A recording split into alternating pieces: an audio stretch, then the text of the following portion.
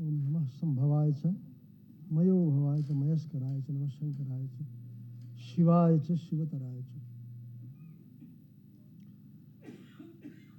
काश्यां वासः सताम संगः और गंगाम्भा शिव पूजनम। तो गंगाम्भा तो नहीं हो पाया, आंशिक रूप से 3 चीज हुई। इसके लिए वैदिक विज्ञान केंद्र इस पूरे समस्त प्रकल्प को और आदरणीय उपेंद्र त्रिपाठी जी को मैं सादर साधुवाद देता हूँ। आज जो उद्घाटन सत्र से कार्यक्रम हुआ वहीं से चलूंगा।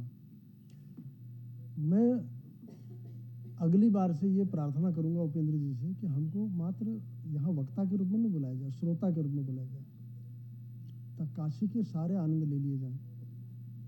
काशी का आनंद कुछ कहने में नहीं है, हम यहाँ क्या कहेंगे। बनारस हिंदू ये महामना का प्रकल्प है। जिस संकाय में हम हैं,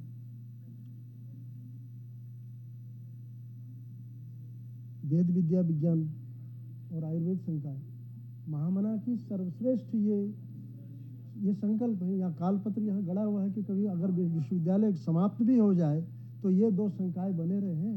महामना का चिंतन था 2 संकायों के लिए।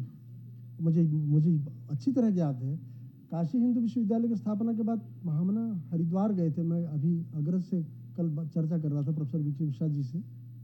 महामना हरिद्वार गए थे। महामना ने वहाँ देखा कि आर्य समाज की तो वहाँ विश्वविद्यालय रन कर रहा और सनातन धर्म का लोक। तो उन्होंने ऋषिकुल विद्यापीठ ब्रह्मचर्य की स्थापना की थी 1905 में महामना ने, और उसके बाद 1934 में वहाँ ऋषिकुल आयुर्वेदिक कॉलेज की स्थापना की थी कि यहाँ ब्रह्मचारी लोग और आचार्य लोग बीमार हो जाते हैं, उसके लिए यहाँ से वो आचार्यों को लेकर के गए थे और मुकुंदीलाल द्विवेदी जी वहाँ थे। ऐसे ऐसे आचार्यों को उन्होंने वहाँ रखा। ये महामना का प्रकल्प का सोच था।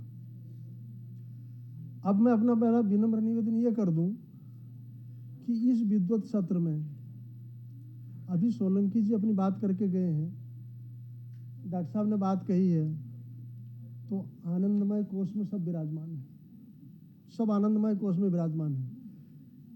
किसी चिंतन की या किसी समीक्षा की उसकी आवश्यकता नहीं है, और समीक्षा हम कर भी नहीं सकते।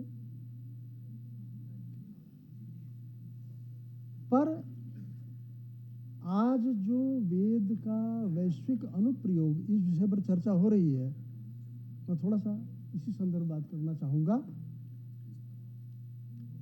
विद ज्ञाने विद लाभे विद विचारणे विद सत्तायाम। तो वेद क्या है? वेद सत्तार्थक है। कितने कितने अर्थों में ज्ञान का सागर है ये। अब हम नहीं डुबकी लगा पाए तो हमारा दुर्भाग्य है कि वेद का दुर्भाग्य है। और आयुर्विज्ञान के बारे में यहाँ पर प्रोफेसर हरिहृदय अवस्थी बैठे हैं, आयुर्विज्ञान के प्रोफेसर हैं। आयुर्विज्ञान के बारे में जितना मार्मिक चिंतन आयुर्वेद का है, और इसी विश्वविद्यालय से जितना कार्य आचार्य प्रियव्रत शर्मा जी ने किया है, अद्भुत कार्य। ये संस्थान स्वास्थ्य को लेकर के जो चर्चाएं हुई हैं, जिस पर अभी डॉक्टर साहब भी चर्चा कर रहे थे, आपने ध्वनि की बात की। वेद तो शुरुआती यहीं से करता, नादाधीनम जगत सर्वम। तो नाद के अधीन ही वे सब कुछ मानता है, सारा संसार, सारे संसार को। माता के गर्भ में आया हुआ भ्रूण इफ इट इज डेड, तो डॉक्टर का पहला कार्य होता है उसका टर्मिनेशन करवा देना, क्योंकि माता को बचाना है, सृष्टि को बचाना है। यदि भ्रूण सही है तो उसको किस माध्यम से जानता है डॉक्टर? केवल नाद के अधीन। और नाद क्या है? उसके मूवमेंट है, जिसको नादाधीनम जगत कहता है वेद। उसके मूवमेंट है, उस साउंड को डॉक्टर जानता है। और उस भ्रूण की भी संरचना, उस भ्रूण की रक्षा करता है, माता की रक्षा करता है। एक नई सृष्टि हमारे सामने आती है। तो वेद को बहुत सामान्य अर्थ में नहीं समझा जा सकता। आयुर्विज्ञान के अर्थ में वेद को समझने के लिए आपने जो बात अग्नि की जो बात आई है, अभी जो प्रोफेसर वर्क ने कहा अग्निहोत्र के बारे में, मैं क्या कहूं आपसे। जिस साइंटिफिक वर्क की बात यहाँ पर जर्मनी का विद्वान आकर के कह रहा है, हमारे यहाँ प्रावृत काल वर्षा ऋतु चातुर्मास होता था। आप सब लोग पूर्वांचल में विराजमान है इस समय, काशी में, ये पूर्वांचल है। एक बगल में गोरखपुर है, वह पूर्वांचल है। इंसेफेलाइटिस से कितनी डेथ होती थी एक साल में? अभी कुछ साल पहले की बात है।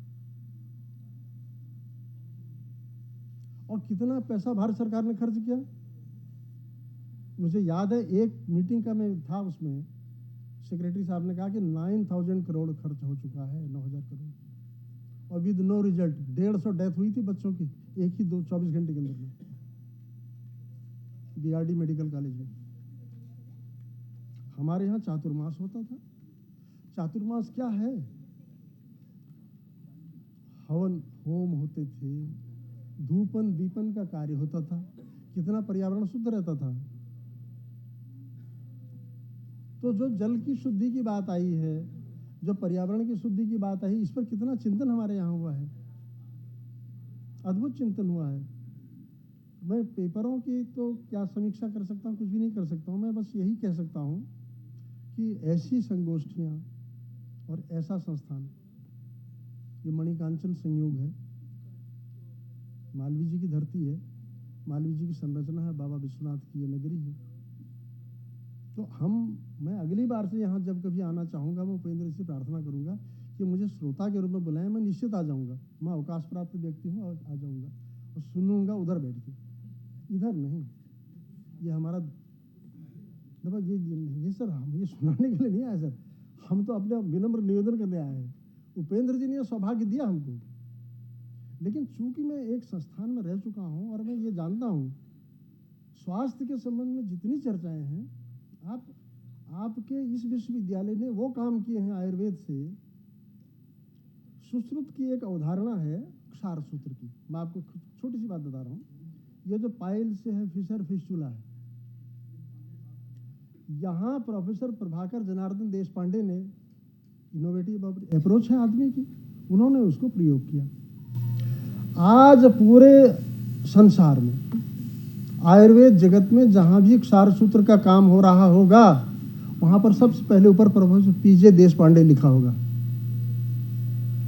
सुश्रुत की उस अवधारणा को लाइफ साइंस बनाया है प्रोफेसर प्रभाकर जनार्दन देशपांडे ने, इसी संस्था में रहकर। और उनको लाए थे केन उडुप्पा साहब लेके आए थे उनको। उडुप्पा डायरेक्टर थे इंस्टीट्यूट ऑफ मेडिकल साइंसेज के यहाँ। तो काशी से कितना कार्य हुआ। मैं प्रिवर शर्मा जी की अभी आपसे बात कर रहा था। प्रिवर शर्मा जी को इंसाइक्लोपीडिया माना जाता है द्रव्य गुण का, वो फार्माकोपिया माना जाता है इसी संस्था के आचार्य को। आज प्रोफेसर मनोरंजन साहू देखिए, आपके पद्मश्री, जरा ओपीडी देख लीजिए मनोरंजन साहू का। अभी भी वहाँ एक दरोगा और 4-6 पुलिस वाले बैठे होंगे भीड़ को कंट्रोल करने के लिए। कहाँ कहाँ के लोग आए हैं। मतलब ये मैं सामान्य बात कह रहा हूँ आपसे, या आज की डेट की बात कर रहा हूँ सर, आज की। अभी मनोरंजन साहू को पिछले साल पद्मश्री मिला है। अभी रामहर्ष जी तिरोहित हुए हैं, जो आपके लाइफ टाइम प्रोफेसर थे। क्या कार्य था इन लोगों का। ये बिल्कुल साक्षात पीयूष पाणी थे, साक्षात पीयूष पाणी। हमने देखा उनको, साथ रहे हैं, बात किया है, सुना है उनको। तो ऐसी संस्था में ये गौरव है, ये काशी के गौरव है। तो ऐसे लोगों के बीच में हमको अगर कुछ कहेगा कोई कि तुम बोलो, तो ये हमको थोड़ा सा अटपटा लगेगा। प्रभु, काशी के लोगों को सुनना चाहिए। ठीक सर, बस प्रणाम, धन्यवाद।